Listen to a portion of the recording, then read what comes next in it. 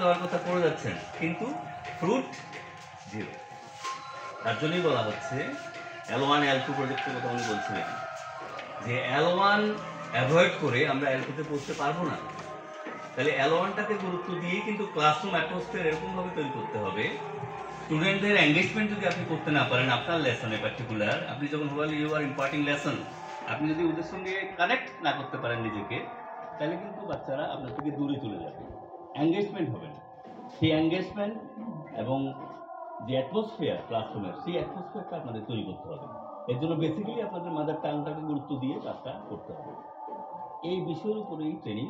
সুতরাং আপনারা, আমি আশা করি আজকে বোধহয় দ্বিতীয় দিন, তো আপনাদের জাস্ট ফিডব্যাক আমি দু একজনের কাছ থেকে নেব। আমার কাজটাই এটা যে আপনারা কি বুঝতে পারছেন এবং আপনাদের কি মনে হয়, দু একজন যদি আমাকে একটু ফিডব্যাক দেন এবং সেটা আমি আমার ডিরেক্টরেটে সেটা শেয়ার করব।